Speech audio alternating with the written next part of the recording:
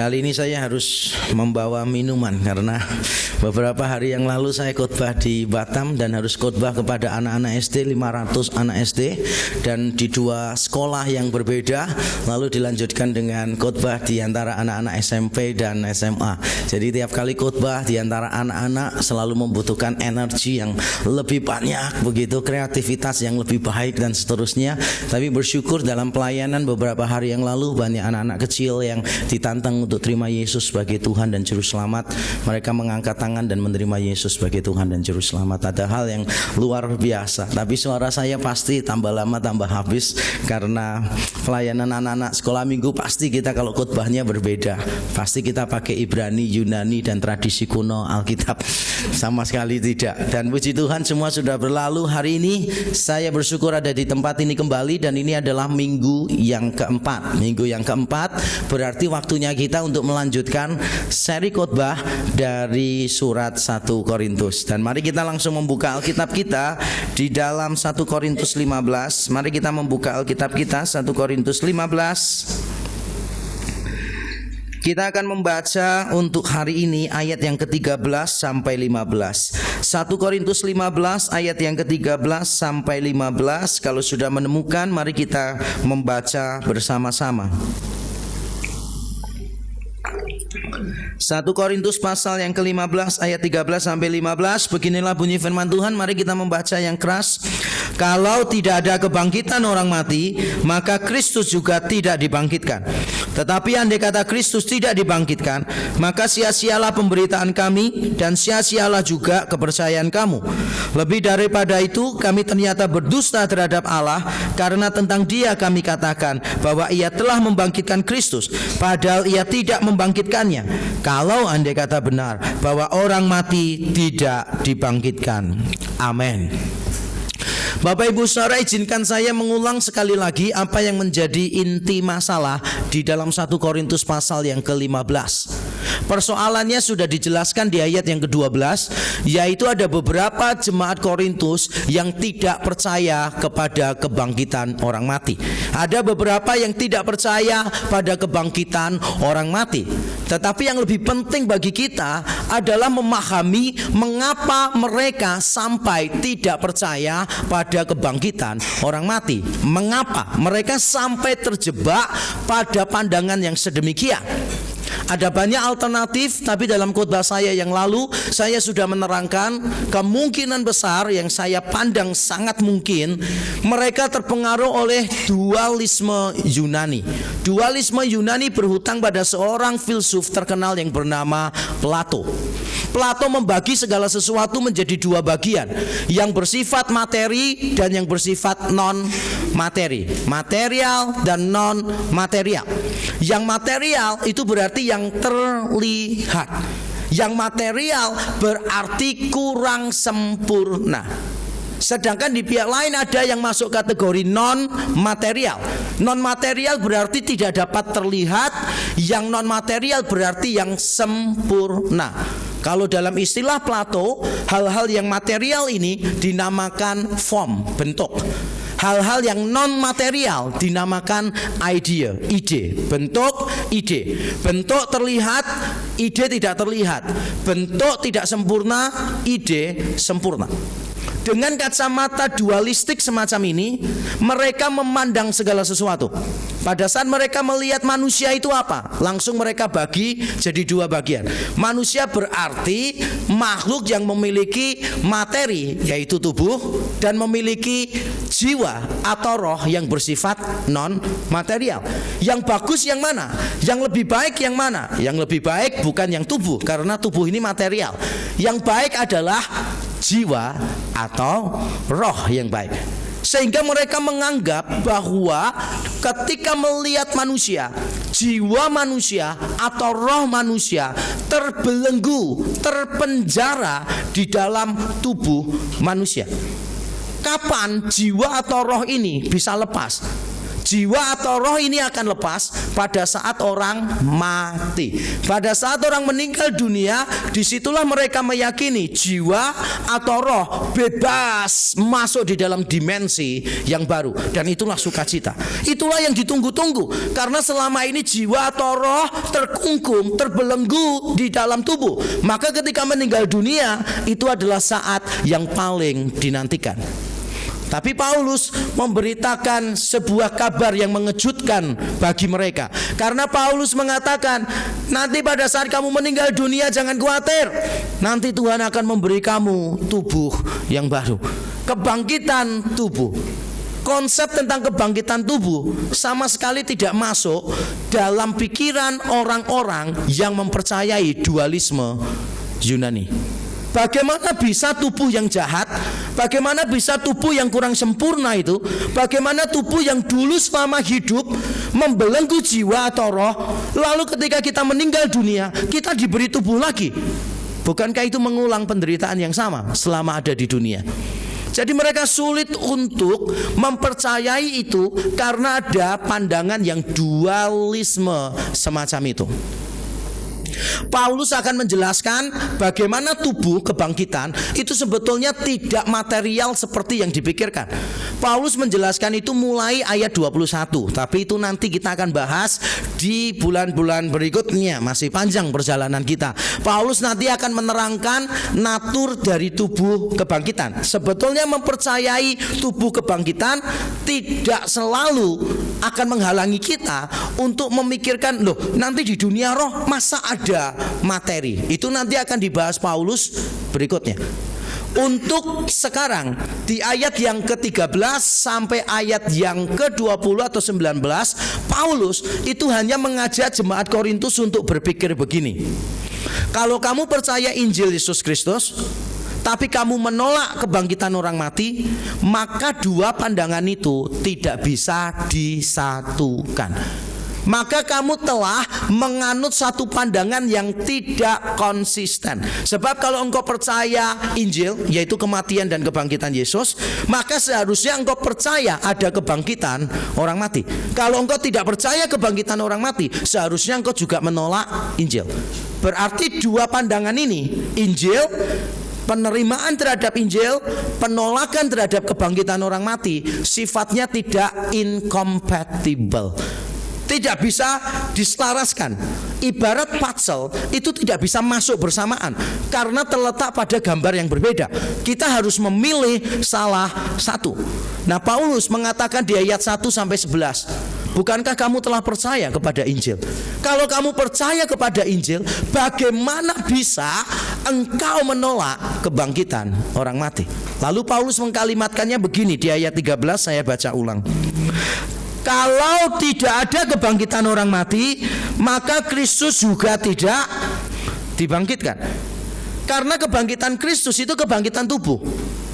Kristus bangkit itu bukan secara rohani. Jadi kalau engkau percaya bahwa Kristus itu bangkit secara tubuh, bagaimana engkau bisa tidak percaya bahwa nanti orang mati akan dibangkitkan dengan tubuh kemuliaan? Jadi cara Paulus membahas ini adalah membuat mereka sadar bahwa mereka itu memegang pandangan yang tidak bisa diselaraskan. Saya yakin banyak di antara kita yang memegang pandangan tetapi tidak konsisten. Biasa kalau kita bicarakan tentang doktrin keselamatan, maka kita akan diperhadapkan pada dua hal, misalnya Reform dan Arminian.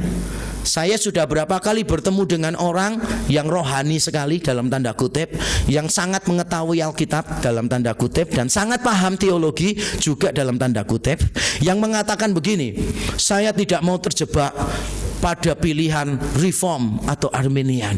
Saya nggak mau milih John Calvin, saya nggak mau milih Jacobus Arminius, saya memilih Yesus Kristus. Kelihatannya rohani sekali, tetapi dalam kenyataannya orang-orang yang mengatakan seperti itu pasti memilih salah satu.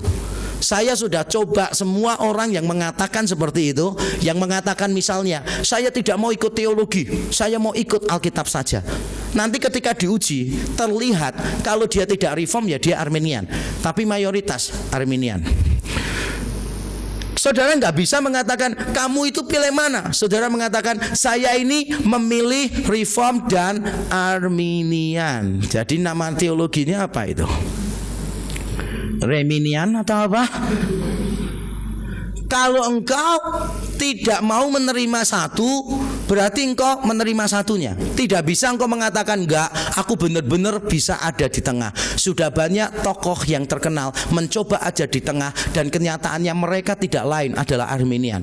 Norman Geisler salah satunya, salah seorang tokoh apologet terkenal, mencoba untuk mengatakan sebetulnya ada jalan tengahnya. Tapi pada saat dia menulis buku tentang jalan tengah, saya menemukan dia di pihak yang berbeda, di Arminian.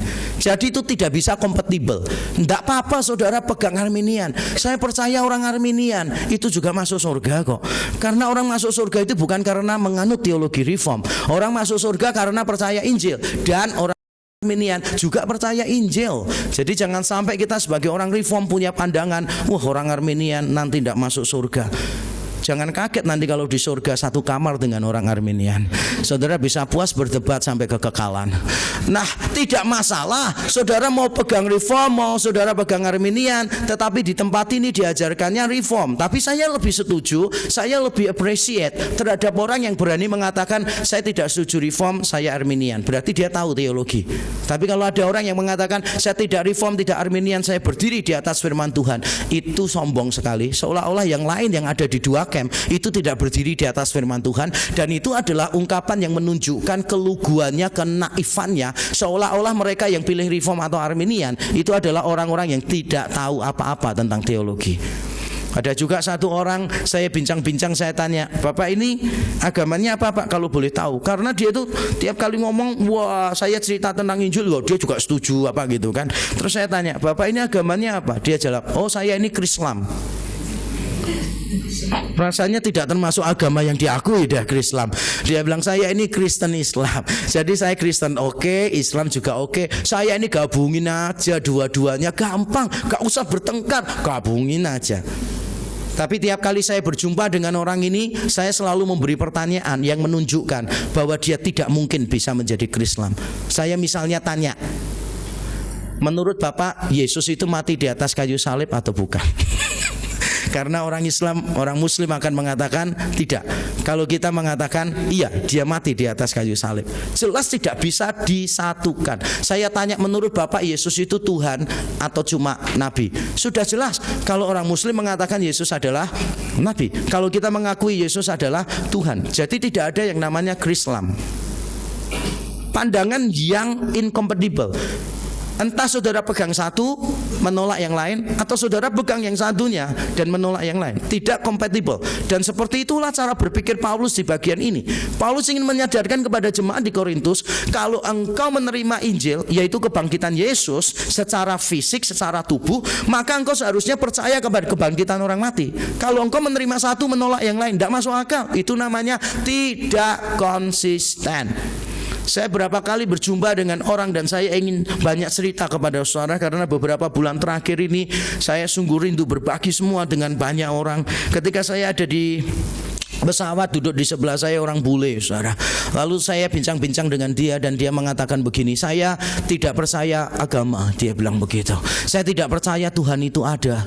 Saya tanya, kenapa kamu tidak percaya Tuhan itu ada? Dia jawabannya sederhana sekali. Religion kills many people. Agama membunuh begitu banyak orang. Saya tidak percaya bahwa Allah itu ada. Lalu saya mengatakan, berarti kamu ateis? Iya, ateis. Lalu saya mengatakan, kalau kamu menjadi ateis, menolak Allah gara-gara agama membunuh banyak orang, terorisme maksudnya dia, maka engkau harus tahu bahwa ateisme, terutama komunisme, dalam bentuk komunisme pada zaman Stalin membunuh jauh lebih banyak orang daripada yang dibunuh oleh para teroris. Jadi kalau engkau tidak percaya kepada religion, agama, hanya gara-gara agama membunuh banyak orang, maka seharusnya engkau tidak percaya pada ateismemu, karena ateismemu membunuh lebih banyak orang daripada agama. Lalu saya berjumpa dengan orang bule yang lain dan dia mengatakan begini, kalau memang Allah itu ada, mengapa ada bencana alam di muka bumi? Kalau ada bencana alam berarti tidak teratur dunianya. Kalau tidak teratur berarti tidak ada yang mengatur. Kalau tidak ada yang mengatur berarti tidak ada Allah. Lalu saya berkata kepada dia, kamu tahu sudah hitung berapa kali bencana alam terjadi dalam setahun? Dia bilang, aku nggak tahu. Paling banyak 12. Setuju nggak? Dia bilang, oke, 12. Oke, 12 bencana alam sudah meyakinkan kamu bahwa dunia ini tidak ada yang mengatur. Berarti kamu harus ingat, ada 340 berapa itu? 4. Ya, 1 tahun 365 kan ya? 365 kurangi 12 berapa? Kalau angka itu saya tidak terlalu pinter, apalagi ada rupiahnya di depan ya. Hamba Tuhan ya kan. Saya biasanya dolarnya yang di depan baru saya bisa ngitung. 365 dikurangi 12 berapa? 343. Berarti ada 243 hari tidak terjadi bencana alam dalam setahun. Seharusnya itu lebih meyakinkan kamu kalau Allah itu ada. Saya sudah sering berjumpa dengan banyak orang dan saya mendapati orang-orang itu tidak hidup secara konsisten. Saya bertemu dengan seorang bule dalam perjalanan dari Sydney ke Bali. Dia duduk di sebelah saya dan dia mengatakan begini, bagiku kebenaran itu relatif. Etika itu tergantung perasaan. Jadi kalau aku merasa baik, feel good, ya sudah, berarti itu baik. Kalau aku tidak merasa baik, I don't feel good, berarti itu salah. Lalu saya tanya, kamu kan sedang janjian sama pacarmu nih di Bali. Iya. Kalau kamu mendapati bahwa pacarmu sedang selingkuh, kira-kira kamu marah nggak? Dia bilang, woi, aku marah. Kenapa kamu marah? That hurts me. I don't feel good about it. Lalu saya tanya, tapi kalau pacarmu mengatakan I feel good about it, boleh nggak? Katamu selama seseorang feel good, berarti yang dilakukannya benar. Kemudian saya tanya, kalau pacarmu cheating on you, lalu dia mengatakan I feel good, gitu, kamu kira-kira marah nggak? Dia bilang, aku tetap marah. Berarti tetap salah kan?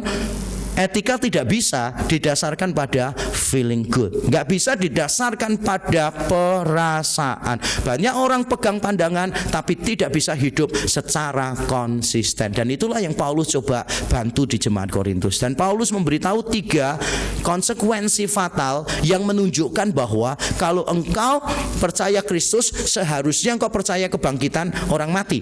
Tapi kalau engkau tidak percaya Kristus, akan ada konsekuensi yang luar biasa bagi hidup kita.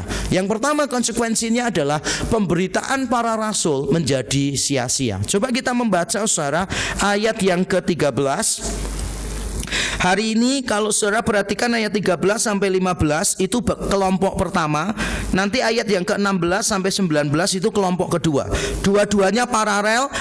Tidak mutlak paralel, tapi dua-duanya berbicara tentang konsekuensi buruk kalau Kristus tidak dibangkitkan. Hari ini kita fokus pada bagian pertama, ayat 13 sampai 15. Saya bacakan poin yang pertama dulu, ayat yang ke-14. Tetapi andai kata Kristus tidak dibangkitkan, maka ini dia poinnya, sia-sialah pemberitaan kami. Jika Kristus tidak dibangkitkan, konsekuensi buruknya adalah sia-sialah pemberitaan kami.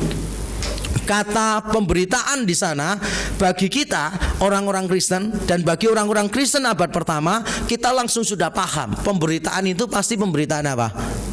Injil, karena tidak ditulis tapi itu sudah sering dipakai di dalam konteks orang Kristen, sehingga kita semua sudah tahu kalau bicara tentang pemberitaan itu pasti pemberitaan Injil. Dan memang benar kata kerugma kalau muncul di dalam Alkitab hampir semuanya merujuk kepada pemberitaan Injil.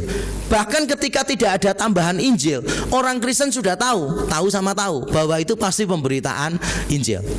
Jadi saya ambil satu contoh kata yang lain. Misalnya saudara pernah mendengar kata eklesia kan ya? Eklesia artinya apa?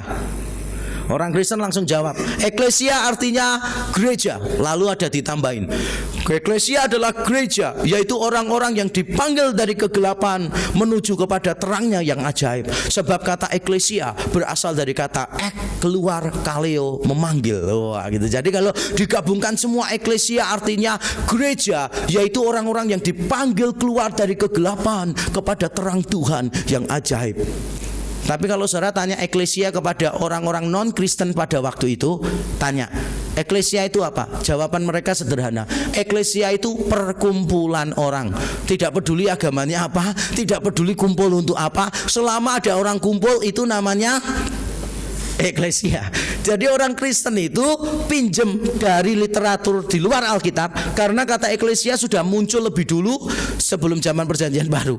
Jadi ada kata eklesia dipinjam oleh orang-orang Kristen, lalu diberi makna yang baru oleh orang-orang Kristen. Sekarang orang-orang Kristen tidak mau mengembalikan kata eklesia kepada yang punya. Sehingga kalau sekarang ditanya eklesia apa, harusnya jawabannya gini: eklesia itu perkumpulan orang. Tapi kalau bagi kami, biasanya eklesia itu artinya orang-orang yang dipanggil oleh Kristus keluar dari kegelapan kepada terang yang ajaib. Jadi saya kalau ditanya orang, eklesia apa? Saya nggak jawab gereja. Saya selalu jawab eklesia perkumpulan orang. Tergantung konteksnya. Kalau konteksnya orang Kristen, berarti itu gereja. Kalau konteksnya bukan Kristen, orang demo huru hara, itu juga namanya eklesia. Nah sama, kata kerugma itu sebetulnya artinya biasa, artinya cuma pemberitaan. Tapi karena sering dipakai di dalam konteks kekristenan dengan arti pemberitaan Injil, maka lama-lama kata kerugma kalau muncul sendiri, orang Kristen sudah tahu itu bicara tentang Injil. Dan Paulus mengatakan, jika Kristus tidak dibangkitkan, maka kerugma, pemberitaan Injil kami sia-sia. Saya suka terjemahan bahasa Indonesia karena bahasa Indonesia meletakkan sia-sianya di depan. Sia-sialah pemberitaan kami. Bahasa Inggris terbalik. Bahasa Inggris, our preaching is in vain. Pemberitaan kami adalah sia-sia. Dalam teks Yunani, kata sia-sia diletakkan di awal sebagai penekanan. Jadi Paulus ingin menekankan, kalau memang Kristus tidak dibangkitkan, seandainya itu benar, maka sia-sialah pemberitaan kami. Tapi coba saudara renungkan, kata sia-sia itu artinya apa? Misalnya saudara mengatakan, sia-sia aku mencinta dia, gitu kan? Sia-sia aku mencintai dia. Artinya sia-sia apa? Apa? Tidak berhasil? Mencintai tapi dengan sia-sia itu apa? Gak jelas ya. Dalam bahasa Yunani kata yang dipakai itu adalah kenos. Nah kenos itu artinya kosong. Secara hurufiah kenos artinya kosong. Makanya orang-orang yang kenes itu biasanya nggak ada isinya, gitu kan? Nggak ada hubungannya. Kalau itu bahasa Jawa artinya kemayu, begitu kan? Orangnya suka gaya, begitu kan? Tapi sebetulnya ya nggak ada apa-apanya. Nah, oke. Nggak usah toleh kanan kiri untuk cari orangnya yang pas apa. Saya nggak bicara kenes, saya bicara kenos, oke ya. Kata kenos itu secara hurufiah artinya kosong. Tetapi artinya kalau dipakai secara figuratif itu terjemahannya beda-beda. Ada yang menerjemahkan bukan kosong tetapi sia-sia. Bahasa Inggris menerjemahkannya empty, kosong. Void juga kosong. In vain, sia-sia. Tapi apa artinya kenos? Kenos, sia-sia, artinya paling gampang adalah tidak berdampak. Dan kita bisa tahu arti itu karena sudah muncul di ayat 10. Coba kita lihat ayat 10-nya. Paulus sudah memakai kata kenos di sana. Tetapi karena kasih karunia Allah aku adalah sebagaimana aku ada sekarang, dan kasih karunia yang dianugerahkannya kepadaku tidak sia-sia, tidak kenos. Sebaliknya aku telah bekerja lebih keras daripada mereka semua, tetapi bukannya aku, melainkan kasih karunia Allah yang menyertai aku. Jadi Paulus menggambarkan kasih karunia Allah dalam dirinya itu tidak kenos. Dalam arti apa? Mengubahkan dia. Dulu dia menjadi orang yang semacam ini. Sekarang oleh kasih karunia Allah yang tidak sia-sia, tidak kenos, maka dia berubah menjadi orang yang lain. Kasih karunia Allah membuat Paulus percaya Injil. Kasih karunia Allah membuat Paulus itu bisa bekerja lebih keras melayani Tuhan daripada yang lain. Dengan kata lain, Paulus ingin mengatakan kasih karunia Allah di dalam hidupku itu impactful, membawa dampak. Tidak sia-sia, tidak kenos. Nah saudara, saya percaya siapa saja yang menerima Injil pasti ada dampak Injil di dalam kehidupan orang itu. Roma 1 ayat 16 mengatakan Injil adalah kekuatan Allah yang menyelamatkan orang yang berdosa. Kalau sampai di dalam diri seseorang ada kekuatan Allah lalu tidak ada dampak sama sekali, maka saya meragukan apakah orang itu sungguh-sungguh telah menerima Injil di dalam hidupnya. Sebab Injil itu berbicara tentang kekuatan Allah, bicara tentang kematian Yesus dan kebangkitan Yesus yang mengalahkan kematian. Dan kalau saudara percaya itu, Alkitab mengatakan Injil adalah kekuatan Allah.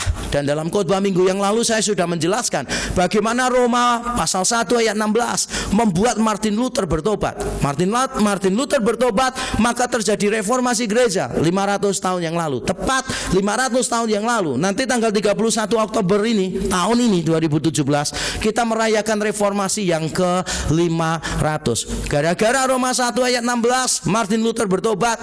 Gara-gara Martin Luther bertobat, Tuhan pakai Martin Luther untuk mengadakan reformasi. Lalu gara-gara reformasi yang terjadi di Jerman, di Wittenberg, mata reformasi terjadi di mana-mana. Tuhan bangkitkan John Calvin, Tuhan bangkitkan Zwingli, Tuhan bangkitkan orang-orang lain, sehingga reformasi menjalar ke seluruh dunia. Dan akhirnya reformasi bisa terjadi di tempat ini, dalam arti saudara bisa menerima Injil Yesus Kristus. Itulah Injil yang berkuasa, yang mengubahkan.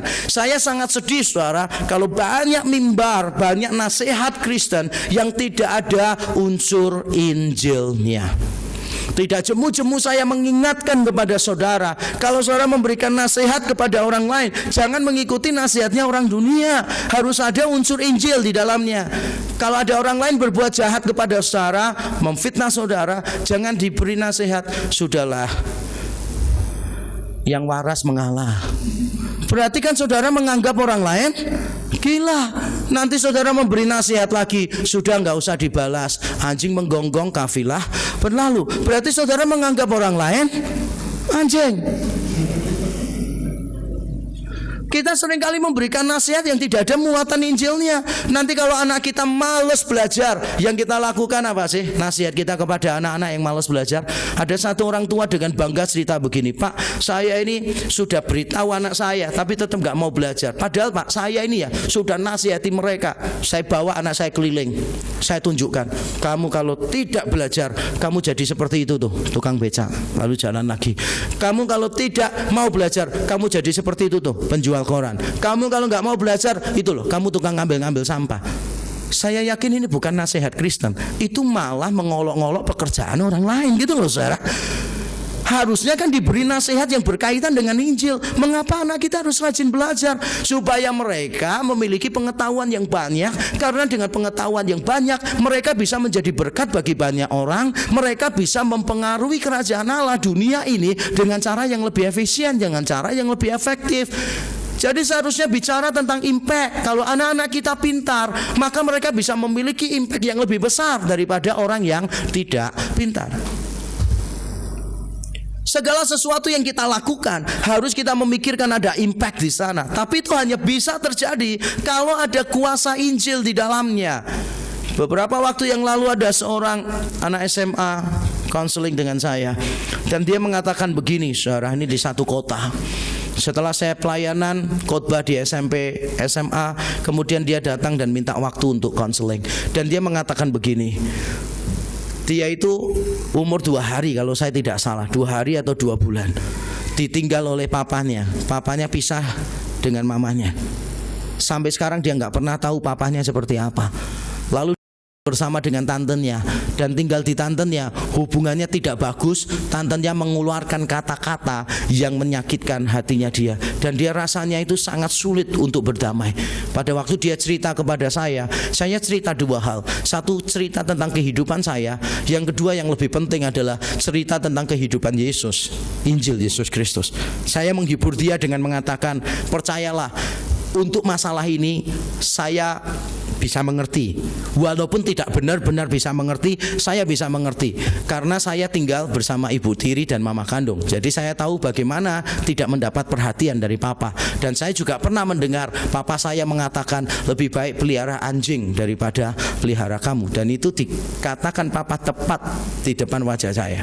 Saya sampai mau berkelahi dengan papa. Jadi saya beritahu dia, kalau kamu disakiti dengan kalimat orang tua oleh kalimat orang lain yang memandang kamu tidak punya harga sama sekali, maka aku bisa bersimpati karena aku juga pernah mengalaminya. Papaku sebelum kenal Tuhan adalah figur yang tidak bisa dibanggakan. Walaupun puji Tuhan, akhirnya Tuhan pertobatkan dan dia berubah menjadi figur yang berbeda.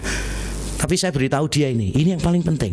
Saya beritahu, Yang paling penting adalah Yesus Kristus mengerti perasaan kamu, karena dia tahu apa artinya ditolak oleh keluarga.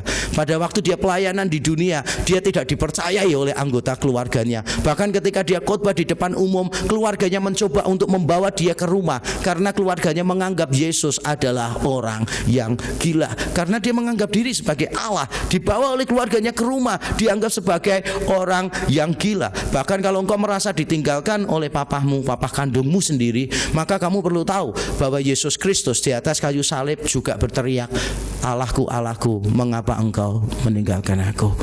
Selama saya cerita, dia tegar. Tapi begitu saya cerita tentang Injil Yesus Kristus, saya melihat air matanya dia sudah mulai tumpah. Dan lalu saya doakan dia. Inti yang saya sampaikan kepada dia adalah bahwa ada kuasa Injil yang akan memampukan dia untuk mengampuni orang lain, untuk mengasihi orang lain. Semua nasihat kita, semua khotbah kita, semua ucapan kita, coba fokuskan kepada Injil Yesus Kristus. Banyak di antara kita yang tidak melakukan itu. Banyak khotbah di berbagai gereja, isinya cuma moralitas belaka. Kita jadi orang Kristen tidak boleh melakukan ini, harus melakukan ini gitu. Tidak boleh melakukan ini, harus melakukan ini. Ini namanya legalisme. Itu namanya kita berkutat pada aturan, tetapi bukan berkutat pada kekuatan Allah di dalam Injil. Kalau sampai ada orang khotbah tidak pernah menyebut tentang kematian dan kebangkitan Tuhan, maka saya yakin tidak akan ada dampak apa-apa di dalam khotbahnya. Dan itu terjadi dalam diri Billy Graham. Suatu ketika Billy Graham khotbah, dia menantang orang maju, tidak ada satupun orang yang maju. Lalu dia stres, tertekan, di hotel dia tidak bisa tidur. Lalu dia panggil temannya dan dia tanya, "What's wrong with my sermon?" Mengapa orang tidak memberikan respons? Dan saya bisa paham, saudara, karena saya dulu sering melakukan KKR. Baru akhir-akhir ini saya melakukannya lagi. Saya dulu tiap kali KKR itu merupakan masa-masa yang sebetulnya untuk para pengkhotbah yang konsepnya tidak benar, itu sama sekali tidak menyenangkan. Karena ketika engkau menantang orang untuk maju ke depan terima Injil, belum tentu mereka itu maju ke depan. Tetapi kalau engkau punya konsep yang benar bahwa Injil kekuatan Allah, selalu akan ada orang yang bertobat. Itu pengalaman saya. Nah, Billy Graham suatu ketika nantang orang maju, tidak ada satupun orang yang maju atau mengangkat tangan. Lalu temannya mengatakan begini, "Aku tidak heran itu terjadi, karena dari khotbahmu awal sampai akhir engkau tidak pernah membahas tentang Injil Yesus Kristus. Kematian Yesus, kebangkitan Yesus tidak engkau ucapkan di dalam khotbahmu. Makanya khotbahmu kehilangan impact." Yang pertama, konsekuensi buruk kalau Kristus tidak dibangkitkan adalah pemberitaan Injil menjadi sia-sia. Yang kedua adalah iman kita menjadi sia-sia. Coba kita baca ulang, saudara, 1 Korintus 15 ayat yang ke-14 bagian B. Dan sia-sialah juga kepercayaan kamu. Sekali lagi kata sia-sia, kata kenos muncul di awal. Sia-sialah juga kepercayaan kamu. Bahasa Indonesia menerjemahkannya kepercayaan. Dalam bahasa Inggris terjemahannya adalah your faith, tapi tidak terlalu jelas. Faith ini iman, apakah iman yang tertentu atau tidak? Kalau kita lihat di dalam teks Yunani, maka kita akan menemukan faith di sana, kata pistis itu memiliki artikel di depannya yang berarti imannya itu tertentu, imanmu itu. Jadi kalau saya terjemahkan menjadi begini, sia-sialah imanmu itu, ada itunya.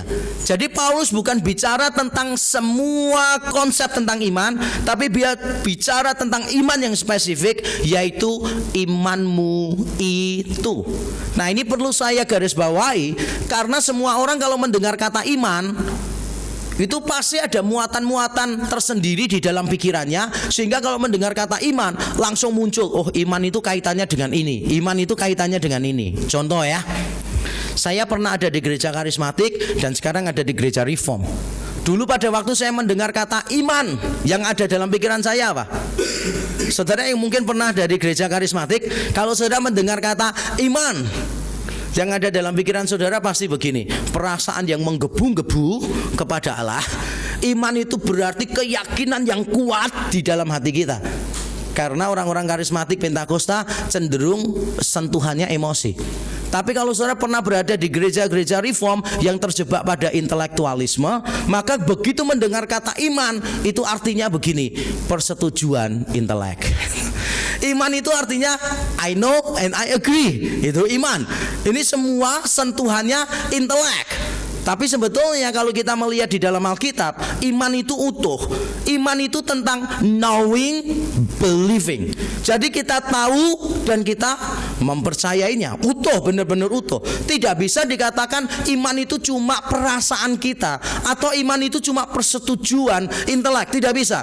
Iman itu berarti knowing, believing, and being transformed. Jadi kita tahu itu aspek kognitif kita, dan kita percaya berarti itu aspek afektif kita. Tapi lalu ada perubahan di dalam hidup kita, itu namanya iman. Saya perlu untuk menjelaskan ini karena saya yakin orang-orang itu memahami iman secara berbeda-beda. Kalau saudara tidak percaya, saudara nanti pulang rumah lihat kamus Merriam-Webster. Merriam-Webster memberikan definisi iman, ada beberapa. Salah satunya menarik. Iman itu artinya begini di dalam kamus Webster: keyakinan yang kuat terhadap sesuatu walaupun tidak ada bukti. Saya ulang sekali lagi. Keyakinan yang kuat terhadap sesuatu walaupun tidak ada bukti. Jadi seolah-olah ingin mengatakan begini, iman itu selalu buta. Iman itu selalu tidak ada logika. Dengan kata lain, iman itu dengan cinta bedanya tipis. Karena cinta juga buta dan cinta itu juga tidak ada logika. Walaupun saya tidak setuju, saya yakin cinta dan iman itu sebetulnya punya logika. Bisa didefinisikan sebetulnya, bukan buta. Orang yang cintanya buta seringkali nggak ketemu. Oh, memang buta kok nggak bisa ketemu kan gitu.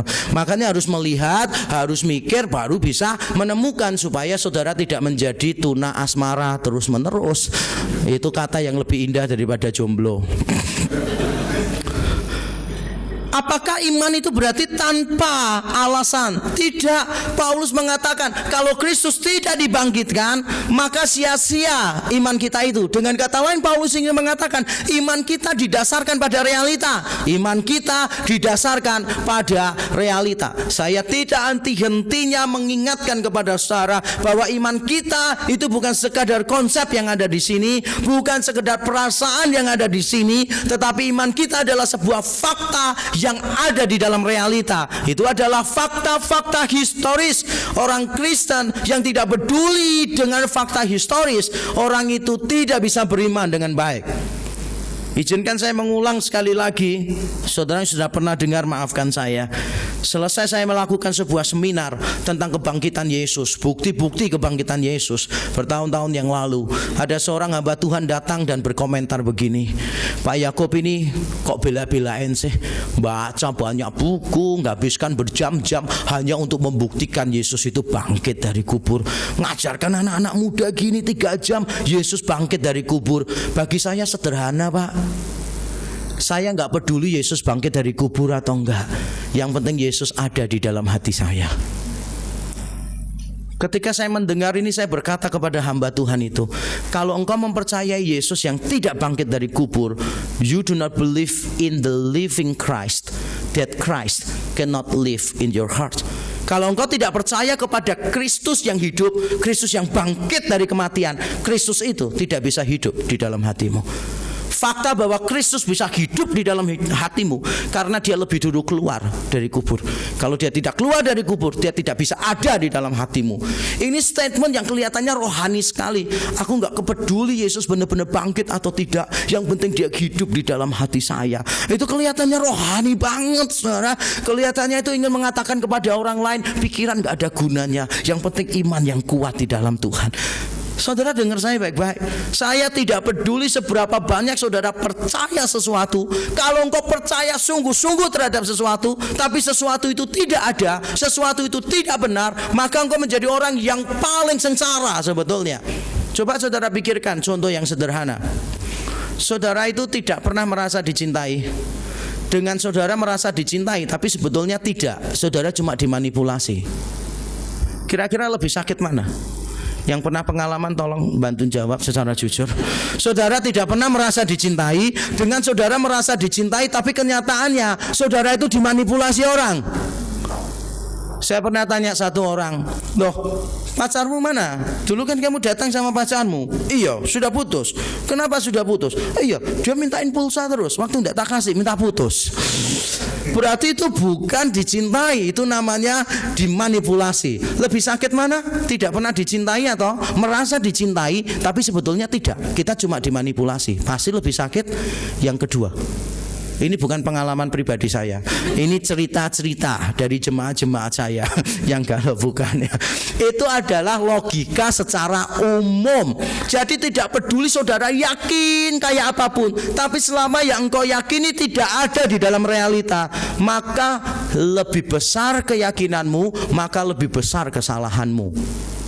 Banyak orang mengatakan begini, benar salah itu tidak penting lah. Yang penting orang itu sungguh-sungguh percaya. Masalah yang dipercayai benar atau tidak penting, itu nggak penting lah. Yang penting adalah sungguh-sungguh percaya. Banyak orang bilang begitu. Berapa kali dalam diskusi orang mengatakan jadi orang Kristen itu yang penting sungguh-sungguh percaya. Tapi kalau engkau sungguh-sungguh percaya, tapi yang engkau percayai tidak sungguh-sungguh ada, maka engkau sungguh-sungguh salah. Engkau harus percaya pada sesuatu yang ada. Kalau sesuatu itu ada, baru engkau percaya. Jadi iman yang benar tidak diukur berdasarkan seberapa besar perasaanmu, tetapi seberapa benar keyakinanmu. Bukan seberapa besar, tapi seberapa benar. Itu kata yang penting sekali untuk kita perhatikan. Banyak orang kalau namanya iman selalu rasanya itu percaya berapi-api gitu. Tapi kalau yang diyakini adalah keliru, tetap aja keliru. Kalau Kristus tidak dibangkitkan, maka iman saudara percuma. Tidak peduli saudara percayanya dengan sungguh-sungguh sambil nangis. Tiap kali mendengar kata salib nangis gitu kan. Tiap kali mendengar kata kubur kosong nangis gitu kan. Tapi kalau Kristus tidak disalibkan, kalau Kristus tidak keluar dari kubur kosong, percuma engkau tiap kali dengar nangis. Tiap kali dengar nangis percuma, nggak ada gunanya. Yang paling penting adalah dia sungguh-sungguh mati di atas kayu salib dan dia sungguh-sungguh keluar dari kubur itu. Dan itulah yang membuat iman kita punya arti. Konsekuensi yang ketiga, selain konsekuensi yang pertama bahwa pemberitaan Injil menjadi sia-sia, konsekuensi yang kedua iman kita menjadi sia-sia, konsekuensi buruk yang ketiga jika Kristus tidak dibangkitkan adalah para rasul menjadi saksi palsu melawan Allah. Mari kita membaca ayat 15, bagian terakhir dari khotbah saya. Mari kita membaca pasal 15 ayat 15 dari surat 1 Korintus. Lebih daripada itu, berarti Paulus memberi penekanan di sini. Lebih daripada itu, lalu jumlah kalimatnya juga lebih banyak. Berarti ini lebih penting di mata Paulus karena lebih personal daripada poin pertama dan kedua. Saya bacakan ayat 15. Lebih daripada itu kami ternyata berdusta terhadap Allah, karena tentang Dia kami katakan bahwa Ia telah membangkitkan Kristus, padahal Ia tidak membangkitkannya. Kalau andai kata benar bahwa orang mati tidak dibangkitkan. Paulus mengatakan kami ternyata berdusta terhadap Allah. Kalau Kristus tidak dibangkitkan, tapi Paulus dan para rasul memberitakan Kristus yang bangkit, maka mereka berdusta terhadap Allah. Kalau dalam bahasa Yunani terjemahannya lebih bagus, lebih pas. Kami ditemukan menjadi saksi-saksi dusta melawan Allah. Pseudo martures. Saudara tahu kata pseudo kan ya? Pseudo tulisannya. Pseudo itu artinya palsu, semu.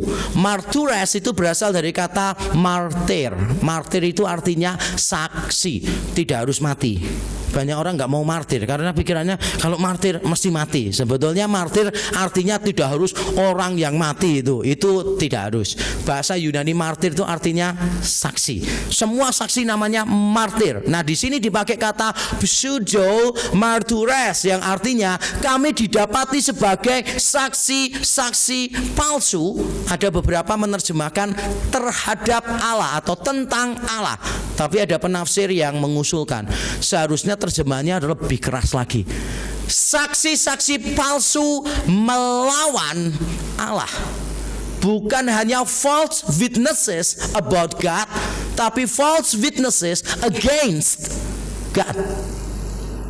Dan saya setuju dengan pandangan yang terakhir, bahwa kalau seandainya Kristus tidak dibangkitkan, tapi para rasul mengarang-arang cerita itu dan memakai nama Allah sebagai jaminan, Allah membangkitkan Kristus, padahal tidak, maka mereka bukan cuma berdusta tentang Allah, tetapi mereka berdusta melawan Allah. Mereka bukan cuma false witnesses about God, but false witnesses against God. Itu sama saja dengan begini: saudara itu bersalah lalu bersumpah demi Allah. Sudah pasti salah, tapi mencoba untuk membohongi orang lain pakai nama Allah lagi. Jadi misalnya saudara mengatakan begini, kalau saya sampai bohong, maka Allah akan membunuh saya dengan cara saya mati kekenyangan. Nah misalnya itu, berarti saudara berusaha untuk menutupi kebohongan, tetapi dengan memakai nama Allah. Atau Allah akan menyambar saya dengan guru yang luar biasa keras di musim kemarau misalnya. Nah apapun yang saudara coba sampaikan, yakinkan kepada orang lain dengan memanggil nama Allah, itu namanya sumpah. Nah kalau saudara bohong tapi memakai nama Allah, saudara bukan cuma bohong tentang Allah, tetapi saudara bohong melawan Allah. Bohong melawan Allah. Saya berapa kali kaget saudara, karena ditanya orang begini, Pak Yakub benar ya ngajarkan ini ya? Tidak mungkin saya ngajarkan gitu. Saya sudah tebak, tidak mungkin Pak Yakub mengajarkan itu. Tapi Pak Yakub perlu tahu, ini ada orang ngotot, katanya pandangannya dia itu didapat dari Pak YTH katanya.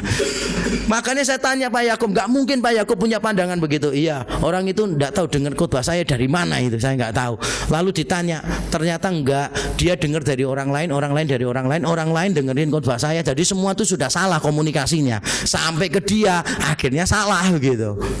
Ketika saya namanya diambil, dikutip untuk membenarkan pandangan yang salah, saya tuh ya nggak terima loh saudara.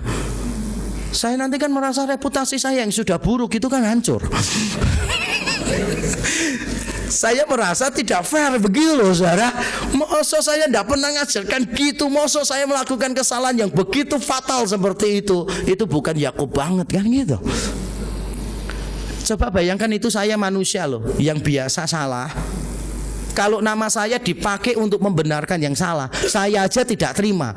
Apalagi kalau Allah yang tidak pernah salah, namanya dipakai untuk membenarkan sesuatu yang salah, maka itu bukan cuma berdusta tentang Allah, tetapi berdusta melawan Allah. Dan Paulus, para rasul juga, mereka berangkat dari tradisi Yahudi yang sangat menentang saksi-saksi dusta. Berbohong itu dosa yang serius di budaya Yahudi. Makanya dalam 10 perintah Allah itu ada tentang saksi dusta. Yaitu perintah keberapa? Ke-7 atau ke-8? Ke-9. Ya benar. Jadi ada perintah 10 itu. Yang ke-9 adalah jangan bersaksi dusta, tapi ada tambahannya, melawan sesamamu. Bersaksi dusta melawan sesamamu aja itu dosanya sangat serius. Sehingga kalau saudara membaca di dalam Alkitab, Allah berkali-kali mengatakan orang yang bersaksi dusta tidak akan lepas dari hukuman. Apa yang akan coba dicelakakan oleh saksi dusta akan menimpa kepada orang itu. Jadi Paulus paham benar, kalau dia sampai berdusta melawan sesama, hukumannya sudah berat.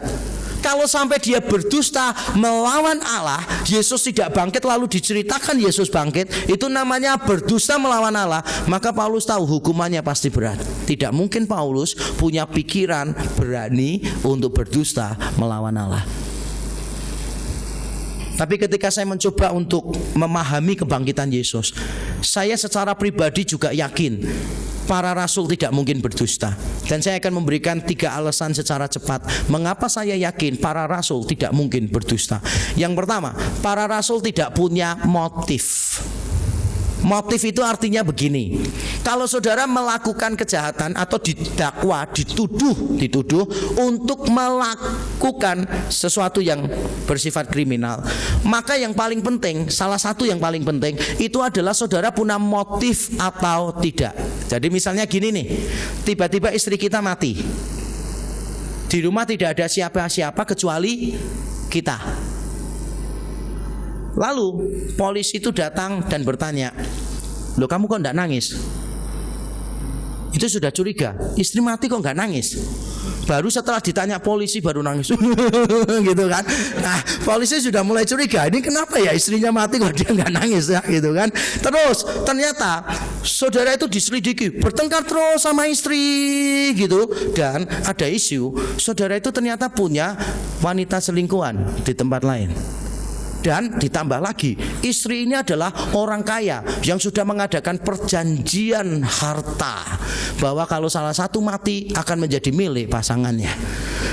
Pada waktu dikumpulin semua, maka itu menjadi motif yang sangat kuat bagi polisi untuk menuduh saudara yang membunuh istri saudara. Benar atau tidak itu urusan belakangan, tapi saudara punya motif, yaitu apa? Punya selingkuhan di luar, sering bertengkar dengan istri. Kalau istri mati, saudara dapat keuntungan. Paham ya, ini namanya motif. Keuntungan yang didapat dari sebuah tindakan. Nah, sekarang coba saudara pikirkan, para rasul seandainya Kristus tidak dibangkitkan, lalu mereka bikin-bikin cerita bohong gitu loh. Kristus itu bangkit loh, Kristus itu bangkit loh. Pertanyaan saya, keuntungan apa yang diterima oleh para rasul? Para rasul menjadi lebih kaya? Sama sekali enggak. Apakah hidup mereka menjadi lebih enak? Wah, lebih bahaya lagi, mereka dikejar, dianiaya luar biasa. Apakah mereka menjadi lebih terkenal? Tidak, mereka lebih tercemar. Kalau saudara tanya, apa keuntungan yang diperoleh oleh para rasul? Jawabannya adalah tidak ada keuntungan sama sekali. Terutama ini benar untuk Rasul Paulus. Rasul Paulus sebelum jadi Kristen, dia kurang apa sih? Orangnya paling pinter, jabatannya paling tinggi, dia punya guru paling terkenal, dan diantara semua orang Yahudi dia sangat dihormati, dan dia juga pasti orang kaya. Pada waktu dia memberitakan Yesus yang bangkit, Paulus kehilangan segala sesuatu. Sehingga dari sisi penyelidikan kriminal saja kita bisa tahu tidak mungkin Paulus memiliki motif, kepentingan untuk mengarang cerita kebohongan. Tidak punya motif. Yang kedua, tidak punya kapasitas. Untuk berbohong dengan baik, saudara itu harus punya kapasitas. Kalau saudara itu agak bodoh dalam berbohong, dan saudara itu sering berbohong, maka orang tidak akan percaya kepada saudara. Itu sama seperti yang saya pernah sampaikan. Ada seorang anak kecil yang diberitahu orang tuanya, jangan makan es krim. Gak boleh ya makan es krim, apalagi es krim yang coklat. Gak boleh, kamu lagi sakit tenggorokan, gigimu lubang, gak boleh makan. Lalu orang tuanya pergi kerja, anak kecil ngambil es krim coklat, kemudian makan, belepotan semua di wajahnya. Dia lupa untuk membersihkan. Mamanya datang, kamu ngelanggar ya perintahnya mama? Enggak kok. Kamu makan es krim enggak? Enggak kok, sumpah enggak, gitu kan. Tugasnya mamanya adalah lihat di cermin, pasti dia tahu. Itu namanya kebohongan yang kurang pintar. Untuk membohongi orang itu harus benar-benar punya kapasitas, harus pintar. Nah, para rasul itu seandainya berbohong, Yesus tidak bangkit, kemudian mereka mengatakan Yesus itu bangkit. Saudara coba pikirkan ya, dalam hitungan belasan tahun, khotbah saya minggu lalu ingat nggak?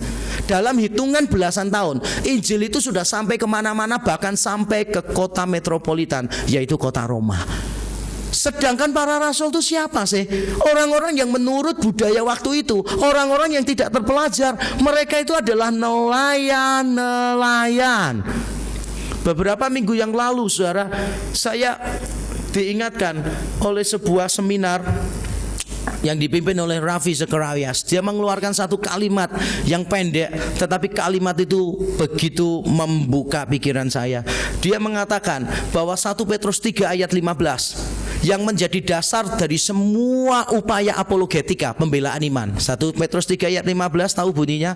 Bersiap sedialah memberikan pertanggungan jawab tentang pengharapanmu. Nah, itu adalah dasar dari apologetika. Dan Ravi Zacharias mengatakan, yang menarik adalah ayat itu ditulis oleh seorang nelayan, yaitu Simon Petrus.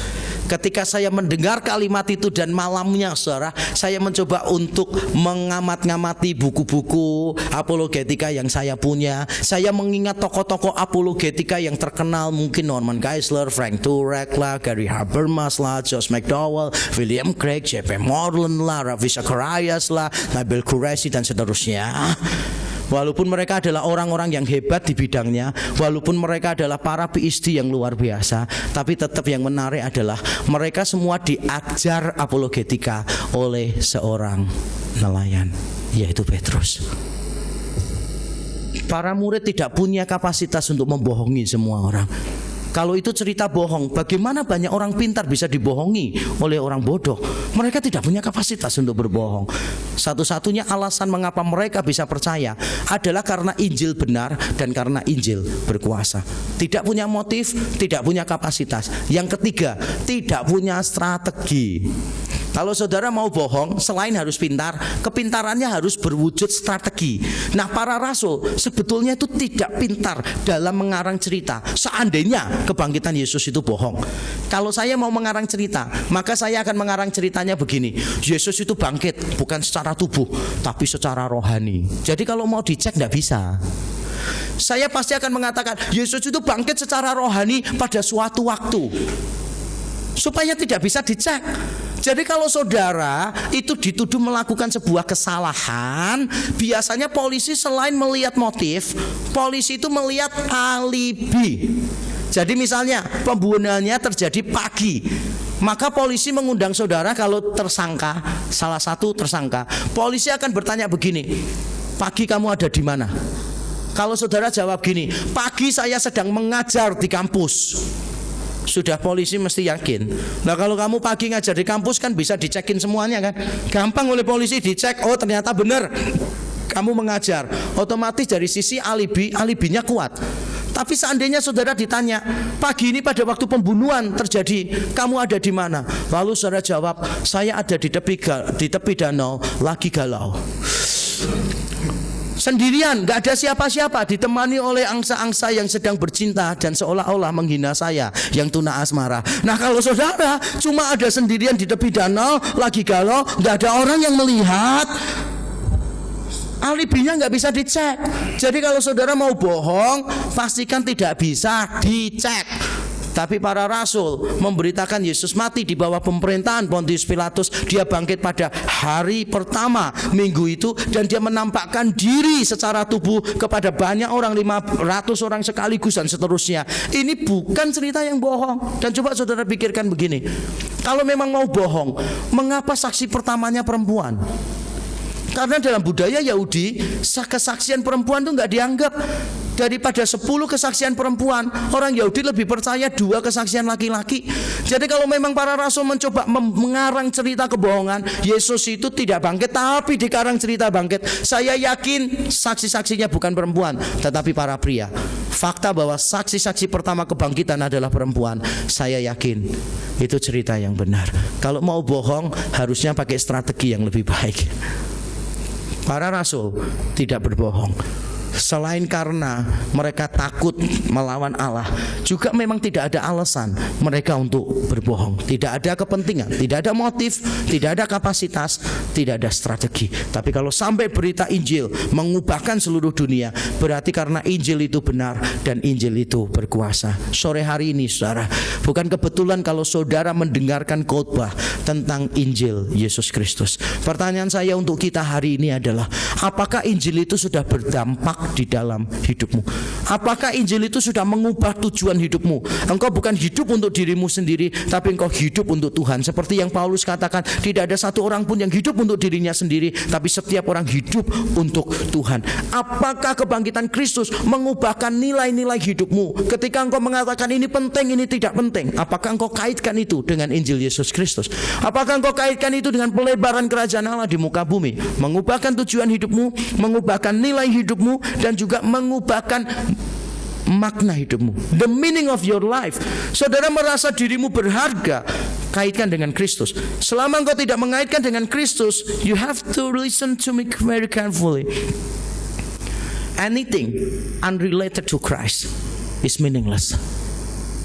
Tidak peduli saudara menganggap itu berharga, anything unrelated to Christ, unrelated to the cross, to the gospel of Christ is meaningless.